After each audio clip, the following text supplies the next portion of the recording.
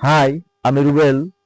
তো গতকাল 28 তারিখ আমি কোনো একটা কারণে আমার বউকে নিয়ে শেরপুরে গেছিলাম ডাক্তার দেখাইতে। যাই হোক, তো আমি ওইখান থেকে আমাদের শেরপুরের যে সত্যবতী রূপকথা সিনেমা হলে গেছিলাম। তো রূপকথাতে যাই দেখলাম যে শাকিব খানের যে আপকামিং সিনেমাটা তাণ্ডব শেরপুর রূপকথায় চলবে, তারা ব্যানার অলরেডি লাগাই দিছে।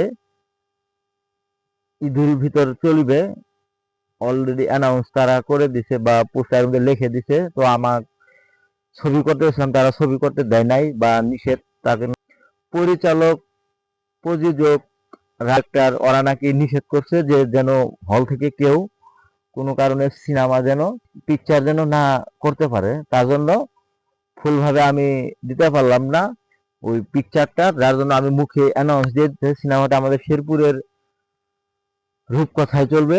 তো বেশভাবে আপনারা যারা শাকিব খানের সিনেমা দেখে থাকেন বা দেখেন, তো দেখতেছেন যে আর আফরান নিশো নাকি ওই সিনেমাতে ছোট্ট একটা ক্যামিও থাকবে, ছোট্ট একটা লুক থাকবে। শাকিব খানকে যে কথাটা আফরান নিশো বলছিল 2023 সালে প্রিয়তমার আমলে, তো যারা আমি মনে করি যারা আমার তো শাকিব খানকে পছন্দ করেন বা বেশি বেশি দেখেন, যেহেতু ওই ছবিতে শাকিব খান আছে, তারপরে যাতে শাকিব খানকে ছোট করে কথা বলাতে এই ছবিটা আপনারা আমি মনে করি দেখাটা উচিত না। যাতে শাকিব খানকে ছোট হলে আপনারা পরের ছবি দেখবেন যে বরবাদ ছবি দেখেছে পরের আর একটা সিনেমা গত সামনে বছর রোজার ঈদে তো আনবে শাকিব খানকে এই ছবিটা আপনাদের দেখা উচিত, দেখা উচিত না। এখন আপাতত মুশারফ করিমের একটা সিনেমা আছে, মুশারফ করিম আর শরীফুল রাজ, ইনসাফ। তো আমি আশা করি আপনারা সবাই এই তাণ্ডব সিনেমাটা না দিয়ে, সাপোর্ট না দিয়ে আপনারা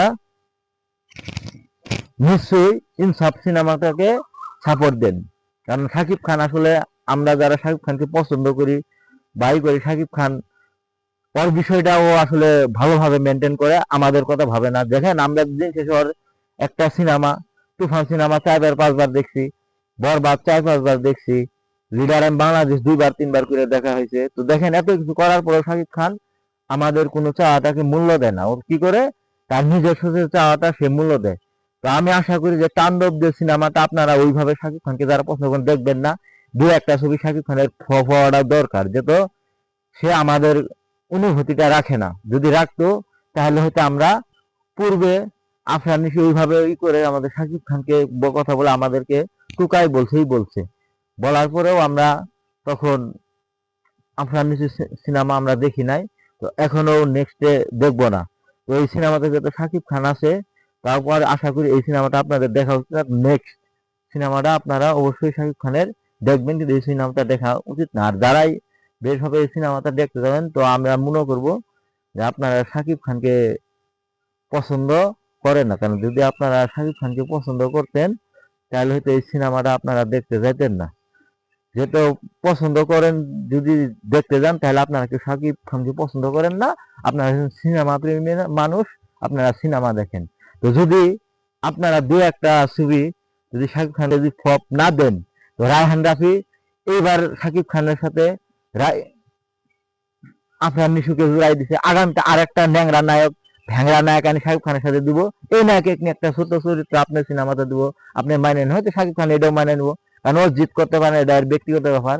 তো আমরা ওকে পছন্দ করি হিসেবে আমরা বলবো যে না, ওই তাণ্ডব সিনেমাটা দেখা ওইভাবে উচিত না। তো আমিও বেশভাবে চেষ্টা করব তাণ্ডব সিনেমাটা না দেখার। তো আপনারা যারা পছন্দ করে থাকেন, আশা করি আপনারাও ওই সিনেমাটা দেখতে যাবেন না যদি শাকিব খানকে ভালোবাসেন। কারণ যে নায়ক শাকিব খানকে অপমান করছে, এই নায়ক শাকিব খানের সাথে থাকলে আমরা কেন দেখতে যাবো? যদি দেখতে যান, তো যারা আফরান নিশোর ভক্ত আছে তাদের জয়। তখন তারা কন্টেন্ট দিব, অনেক প্রকার ভিডিও বানাবো, কিভাবে যে দেখেন আমাদের হিরো শাকিব খানকে ছোট করে কথা বলার পরে, অপমান করার পরেও, তার পার্সোনাল বিষয় নিয়ে কথা কওয়ার পরেও তখন ওই শাকিব খান আমাদের হিরোর সাথে ছবি করেছে। মানে শাকিব খানের দাম নাই, শাকিব খানের চাহিদা নাই। শাকিব ভক্তরা যা কথা বলে সব ভুয়া কথা, মিথ্যা কথা, ওদের নায়কের কোনো জুড়ি নাই। তো ওইভাবে আফরান নিশো যারা ভক্ত আছে আমাদেরকে অপমানজনক কথা বলবে। তো আমরা চাইবো না যে একটা সিনেমা দেখার কারণে আমরা তার কাছে অপমানজনক কথা শুনবো। তো আমার মতো যারা যারা ভাবতেছেন, আশা করি আপনারা তাণ্ডব সিনেমাটা দেখবেন। একটা ছবি ফ্লপ হোক, এক রায়হান রাফি যদি শাকিব খানকে নিয়ে সিনেমা না, তো রায়হান রাফির আগে রাজকুমার ভালো সিনেমা হয়েছে, লিডার ইন বাংলাদেশ ভালো সফলতা পাইছে, তারপরে এরপরে বরবাদ ভালো সফলতা হয়েছে। এক তুফান দিয়েই কিন্তু, এক তুফানে ব্যবসা করে 96 কোটি টাকা, আর এক বরবাদে ব্যবসা করছে 75 কোটি টাকা। তো যদি বরবাদ 75 কোটি টাকা ব্যবসা না করে যদি 96 কোটি টাকার নিচে ব্যবসা করতো, তাহলে বলা যেত যে না, এত টাকা ব্যবসা করে নাই, তুফান সেরা ছবি, নিম্ন হয়েছে বরবাদ। যেহেতু বরবাদ তার চেয়ে আরো বেশি আয় করছে, এর জন্য বরবাদ একজন ভালো ছবি। তুফান তুফান দিয়ে শাকিব খানের ক্যারিয়ারই হয় নাই। তো আমি আশা করি যারা শাকিব খানের সিনেমা দেখে থাকেনই করেন, তাণ্ডব সিনেমাটা বেশভাবে আফরান নিশোর কারণে দেখবেন না।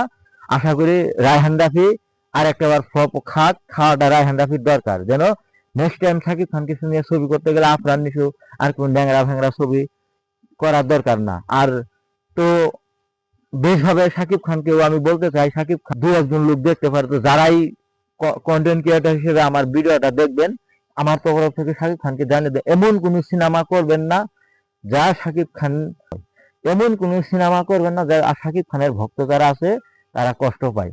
শাকিব খানের এই দিক দিয়ে চায় ভক্তদের বোঝা উচিত, ভক্তদেরকে ভক্তদের দিকটা বোঝা উচিত শাকিব খানের, যেন কষ্ট শাকিব খানের ভক্তরা না পা, ওইভাবেই শাকিব খান সিনেমাটা করব।